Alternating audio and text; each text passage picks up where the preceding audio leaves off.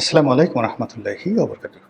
সম্মানিত দর্শক, আলোচিত বিপ্লবী ওসমান হাদি মির্জা আব্বাসের বিপরীতে তিনি এই বিগত নির্বাচনে একজন সংসদ সদস্য প্রার্থী ছিলেন। নানা কারণে তিনি আলোচিত ছিলেন, সমালোচিত ছিলেন এবং তার মৃত্যুর আগে তার সম্পর্কে আসলে বেশিরভাগ মানুষের ধারণা নেতিবাচক ছিল। এই কারণ হলো তার যে চেহারা, সুরত, অঙ্গভঙ্গি, কথাবার্তা আমাদের অ্যাভারেজ বাঙালির মতো নয়। তিনি যে শব্দমালা উচ্চারণ করতেন, যে অশ্লীলতা তার ছিল, আমাদের আবহমান বাংলায় অনেকগুলো গালাগালি হয়, খুব বাজে বাজে আমাদের ভাষায় আমাদের সে গালাগালি হয়, কিন্তু পাবলিকলি এই ধরনের গালাগালি সাধারণত যারা মঞ্চে দাঁড়িয়ে মাইকে করেন এরকম কোনো রাজনৈতিক নেতাদেরকে আমরা জানি না। কিন্তু হাদি এই তরুণ প্রজন্মের রাজনীতিবিদ হিসেবে গালাগালিটিকে রীতিমতো একটা স্টাইল হিসেবে নিয়েছিলেন। তিনি নারীর লজ্জাস্থানকে নিয়ে, লজ্জাস্থান, আমাদের দেশে নারীর লজ্জাস্থানের অনেকগুলো আঞ্চলিক নাম আছে। ফরিদপুরে এক ধরনের নাম, ফরিদপুরে নারীর যে গোপনাঙ্গ এটিকে একটি কথা বলা হয়, একটি শব্দ দ্বারা প্রকাশ করা হয়। আবার বরিশাল অঞ্চলে এটিকে আরেকটি শব্দ ব্যবহার করা হয়। আবার দেখা গেল সিলেট অঞ্চলে আরেকটি, কিছু কিছু ঢাকার কাছাকাছি এলাকাতে আরও একটি শব্দ আছে। এরকম বিশেষ করে নারীর যে গোপনাঙ্গ, তো সেই গোপনাঙ্গ নিয়ে তিনি যে একটি কথা বলতেন, সেই কথাটা রীতিমতো ভাইরাল হয়ে গিয়েছিল এবং এরপর থেকে তার নামের সঙ্গে ওই গালিটি যুক্ত হয়েছিল। যেমন কাউকে বলা হতো বাস্টার্ড সেলিম, কাউকে বলা হতো মুরগি মিলন, তো এরকম। তো ওইরকম হাদির নামের সঙ্গে ওই তার আগে ওই সে যে গালিটা দিত, অমুক ঢাউয়া মাওয়া ছিঁড়ে ফেলতে হবে, তো ওই এরকম ঢাউয়া বা ওই গালিটা আর কি, সেই গালিটা অমুক হাদি। তো এরকম যখন একটা নেতিবাচক তার অবস্থা ছিল, ঠিক সেই সময়টাতে তার হত্যাকাণ্ডটি ঘটে এবং এই হত্যাকাণ্ডটি যেভাবে ঘটে, যারা ঘটিয়েছে, তারপরে যে সময়, সব মিলিয়ে মানুষকে সন্ত্রস্ত করে তুলেছিল। নির্বাচন খুব সংকটে ছিল, নির্বাচন খুব সন্নিকটে ছিল। সংকটে বললাম এই কারণে যে নির্বাচন আদৌ হবে কি হবে না, ডক্টর মোহাম্মদ ইউনূস নির্বাচন কি দেবে কি দেবে না, এগুলো নিয়ে মানুষের সন্দেহ তখন তুঙ্গে। আবার ওদিকে যে সময় হাদির হত্যাকাণ্ডটা ঘটলো, তখন আসলে সরকারের নির্বাচন দেওয়া ছাড়া অন্য কোনো বিকল্প পথ ছিল না। বিএনপি সরকারের সঙ্গে নেগোসিয়েশন করতে করতে এমন একটা অবস্থায় চলে গিয়েছিল যে সরকারের দয়ার উপর নির্ভর করা ছাড়া বিএনপির আসলে ওই মুহূর্তে লড়াই করে, সংগ্রাম করে তাদের নির্বাচন আদায় করা সম্ভব ছিল না। আমাদের দেশ এমনি সাধারণত শক্তের ভক্ত নরমের জন্য।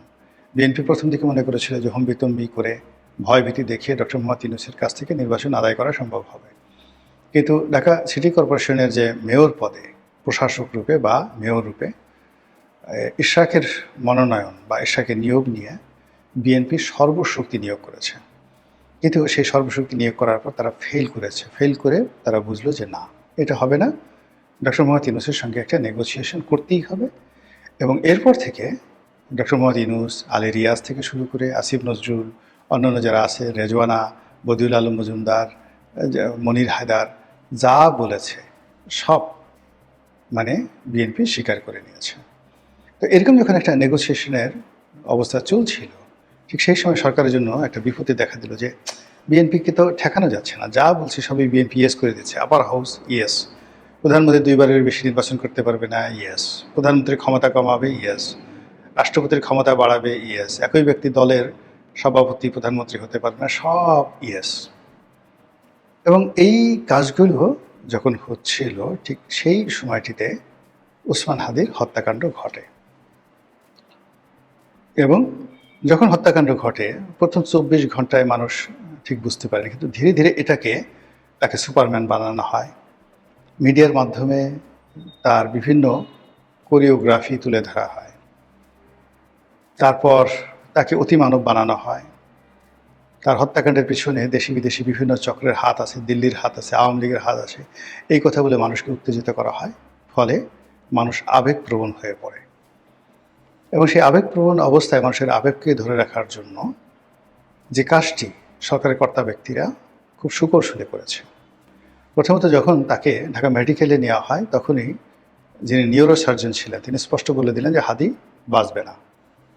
মানে এখন তাকে লাইফ সাপোর্টে রাখা হয়েছে। এটা খুলে নেওয়ার সঙ্গে সঙ্গে সে বলে যাবে, এখানে অপারেশন কিচ্ছু করে সম্ভব হবে না। কিন্তু সরকার যেহেতু এটা নিয়ে নাটক করতে চেয়েছিল, এই জন্য কী করা হলো, তাকে ওখান থেকে নিয়ে আনা হলো এভার কেয়ারে।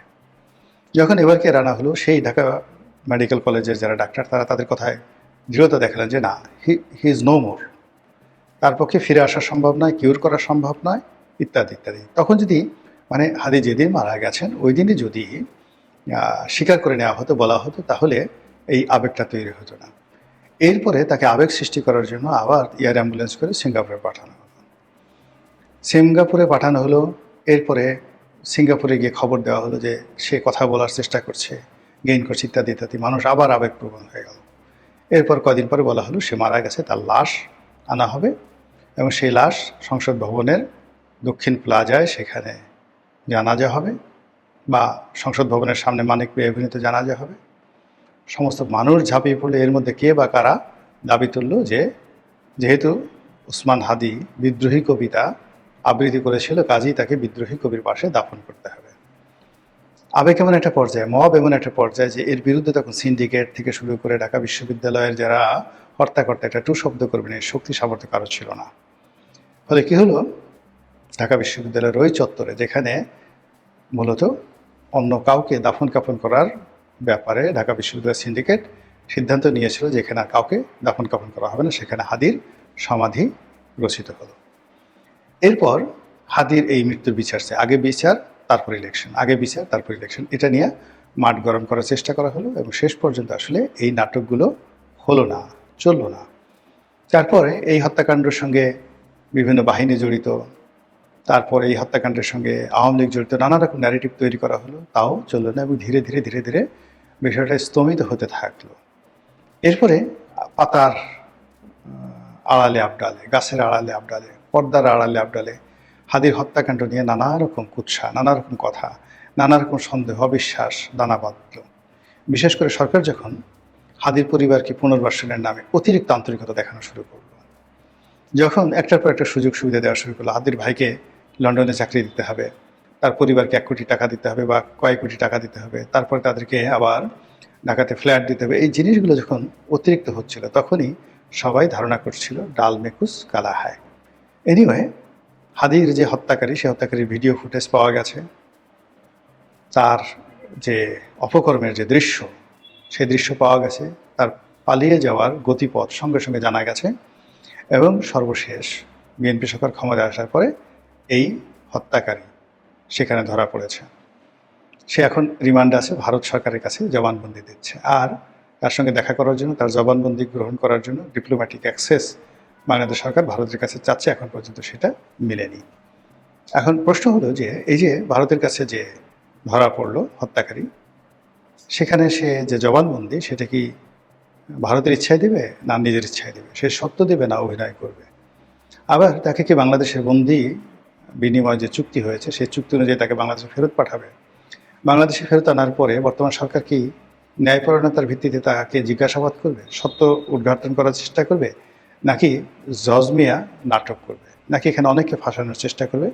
এগুলো নিয়ে অনেকে সমালোচনা করছে, আলোচনা করছে, নানা রকম বিতর্ক তৈরি হচ্ছে। কিন্তু ঘটনা যাই হোক না কেন, এই হত্যাকাণ্ড তো একটা পরিকল্পিত হত্যাকাণ্ড। এই হত্যাকাণ্ডের সঙ্গে অনেক বড় বড় দেশি বিদেশি খেলোয়াড় জড়িত, বিশ্ব খেলোয়াড় জড়িত, এর সঙ্গে অনেক মহাজ্ঞানী মহাজন জড়িত। এবং যারা জড়িত, আপনি দেখবেন যে তাদের মুখের হাসি বন্ধ হয়ে গেছে, অনেকের কোষ্ঠকাঠিন্য শুরু হয়ে গেছে, অনেকের ডায়রিয়া শুরু হয়েছে, অনেকের মাথার চুল পড়ে গেছে, অনেকে হাসতে গিয়ে কেঁদে ফেলছে, অনেকে ভাত খেতে গিয়ে তারা মাছের কাঁটা খেয়ে ফেলছে, অনেকে রোজার মাসে রোজা রাখতে গিয়ে ঢোক চিপতে গিয়ে ভুল করে ফেলছে। এরকম দৃশ্য হচ্ছে।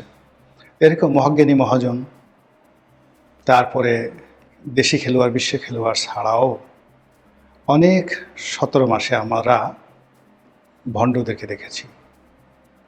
অনেক তথাকথিত ভণ্ড পীর, তথাকথিত ভণ্ড দরবেশ, নতুন দরবেশ, পুরনো দরবেশ, মানে বিভিন্ন সুরতে বিভিন্ন মানুষজনকে দেখেছি জাতির ত্রাণকর্তা রূপে, সফেদ দাড়ি, দেখে শুনে মনে হয় যেন বিরাট অলি আল্লাহ, কিন্তু প্রত্যেকটা বিন্দুতে বিন্দুতে পরতে পরতে ইবলিসের মানে প্রবেশদ্বার খুলে রেখেছে। দেহের প্রত্যেকটা লোমকূপ দিয়ে নাকি শয়তান ঢুকতে পারে। এখন সেই লোমকূপ, সেই সমস্ত লোকজন, অনেক লোকজন বাংলাদেশে আছে যারা এই লোমকূপগুলো নিজেরাই খুলে রেখেছে যেন শয়তান ঢুকুক।